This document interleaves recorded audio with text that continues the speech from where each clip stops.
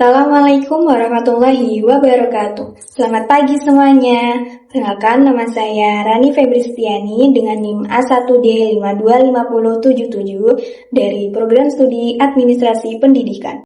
Dalam video ujian akhir semester mata kuliah Komunikasi Organisasi ini, saya akan membawakan analisis mendalam terhadap sebuah kasus nyata yang mengguncang dunia pendidikan Indonesia pada tahun 2024. Kasus yang saya pilih adalah kasus kecelakaan maut bus rombongan Study Tour SMK Lingga Kencana, Depok di Jalan Raya Ciater, Subang, Jawa Barat.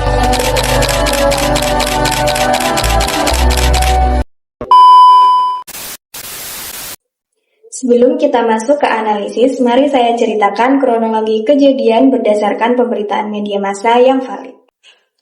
Pada Sabtu malam 11 Mei 2024, sebuah bus pariwisata bernomor polisi AD7524OG yang mengangkut rombongan study tour siswa-siswi SMK Lingga Kencana, Depok mengalami kecelakaan tragis di Jalan Raya Ciater, Kabupaten Subang, Jawa Barat.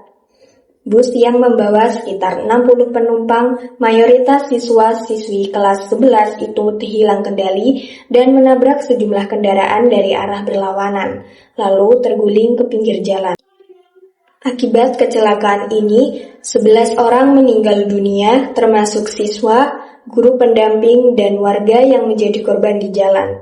Puluhan lainnya mengalami luka berat dan luka ringan. Penyelidikan awal oleh kepolisian dan Dishub mengungkapkan bahwa bus yang digunakan tidak lulus uji KIR alias kendaraan yang secara hukum sudah tidak layak jalan. Bus tersebut diketahui telah berganti kepemilikan berkali-kali dan kondisi remnya dipertanyakan.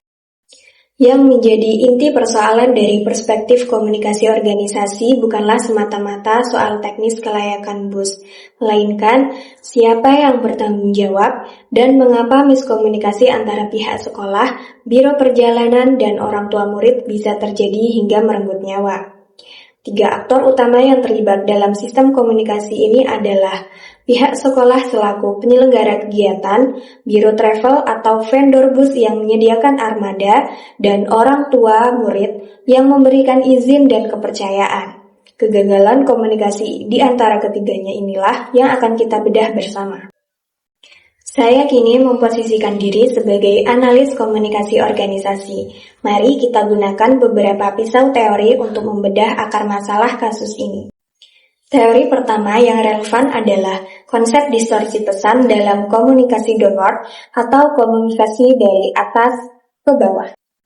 Dalam struktur organisasi sekolah, kepala sekolah berada di puncak hierarki dan bertanggung jawab menetapkan standar keamanan kegiatan. Standar ini seharusnya dikomunikasikan secara jelas dan tertulis kepada panitia kegiatan, dalam hal ini guru-guru pendamping. Namun, fakta di lapangan menunjukkan bahwa prosedur verifikasi kelayakan bus tidak menjadi bagian dari checklist wajib yang dikomunikasikan ke bawah. Tidak ada bukti bahwa sekolah secara aktif meminta dokumen KIR, SIM pengemudi kategori B2, dan asuransi penumpang dari biro travel. Ini adalah distorsi pesan klasik. Pesan mengenai standar keselamatan tidak pernah turun secara utuh dari level kebijakan ke level operasional. Panitia bekerja berdasarkan asumsi, dan asumsi itulah yang membunuh. Teori kedua adalah komunikasi horizontal antara sekolah dan biro perjalanan sebagai pihak yang setara dalam kerjasama. Menurut Gibson, Ivancevich, dan Donnelly, komunikasi horizontal yang efektif mensyaratkan adanya kesamaan pemahaman atas tugas, tanggung jawab, dan batasan wewenang masing-masing pihak. Dalam kasus ini, terjadi apa yang saya sebut sebagai zona abu-abu tanggung jawab. Sekolah merasa urusan teknis kendaraan adalah tanggung jawab biro travel. Biro travel merasa sudah menyediakan bus tanpa kewajiban eksplisit menjamin kelayakan teknisnya. Tidak ada satupun dokumen kontrak yang membagi tanggung jawab keselamatan secara hitam di atas putih. Ketika tragedi terjadi, semua pihak saling lempar tanggung jawab. Inilah bentuk nyata kegagalan komunikasi horizontal yang fatal. Teori ketiga berkaitan dengan manajemen komunikasi kepada stakeholder eksternal, dalam hal ini orang tua siswa. Berdasarkan model stakeholder communication dari Freeman 1984, organisasi wajib menjaga aliran informasi yang transparan, akurat, dan tepat waktu kepada semua pihak yang berkepentingan. Namun, surat izin yang diberikan kepada orang tua hanya berisi informasi mengenai tujuan, jadwal, dan biaya. Tidak ada informasi mengenai identitas biro travel, nomor polisi bus, profil pengemudi, maupun dokumen keamanan kendaraan. Orang tua memberikan persetujuan berdasarkan informasi yang tidak lengkap. Ini bukan sekadar kelalaian teknis, ini adalah kegagalan etis dalam komunikasi organisasi.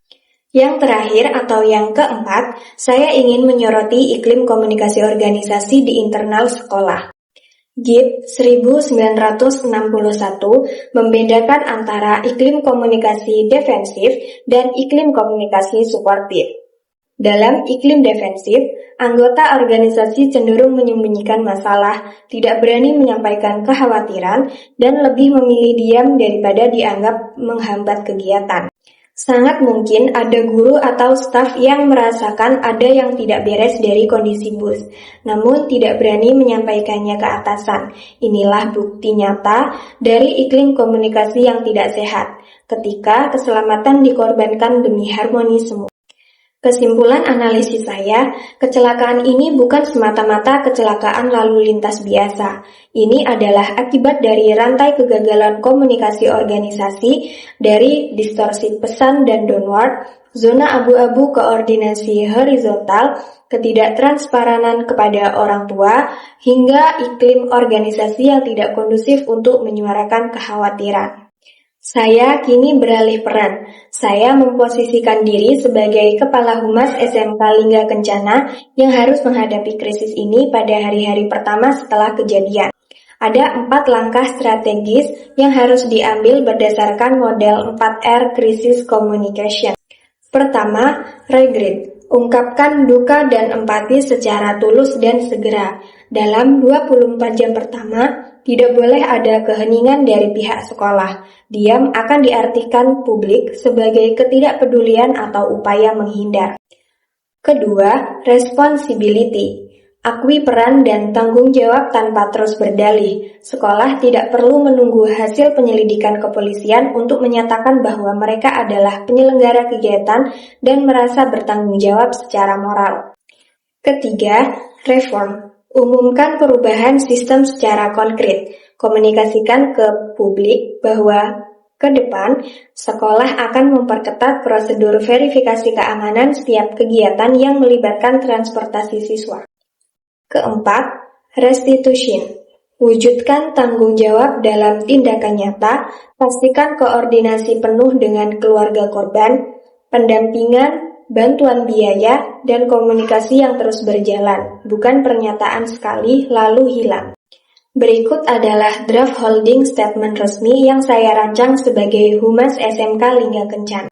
Bismillahirrahmanirrahim. Pertama-tama, atas nama seluruh keluarga besar SMK Lingga Kencana, kami menyampaikan duka yang sedalam-dalamnya kepada seluruh keluarga korban atas musibah kecelakaan yang terjadi pada malam hari ini. Kami menyadari bahwa tidak ada kata-kata yang mampu meringankan kehilangan ini. Namun, kami ingin memastikan bahwa tidak satu pun dari kalian menghadapi ini sendirian. Kami tegaskan bahwa keselamatan siswa dan seluruh peserta kegiatan adalah tanggung jawab kami sebagai institusi penyelenggara. Kami tidak akan berlindung di balik alasan teknis atau menyerahkan seluruh tanggung jawab kepada pihak ketiga. Saat ini, kami sedang berkoordinasi penuh dengan pihak kepolisian dan rumah sakit untuk memastikan keseluruhan korban mendapatkan pertolongan terbaik. Mendampingi keluarga korban dalam setiap proses administrasi dan perawatan, serta membuka posko komunikasi yang dapat dihubungi selama 24 jam. Kami juga berkomitmen untuk melakukan evaluasi menyeluruh atas standar prosedur kegiatan sekolah, khususnya yang melibatkan transportasi siswa, agar tragedi seperti ini tidak pernah terulang. Kami mohon kepada seluruh masyarakat dan media untuk memberikan ruang dan waktu yang cukup bagi keluarga korban untuk berduka. Kami akan terus memberikan pembaruan informasi secara transparan. Innalillahi wa inna ilaihi raji'un. Semoga Allah Subhanahu wa Ta'ala memberikan kekuatan dan ketabahan kepada seluruh keluarga yang ditinggalkan.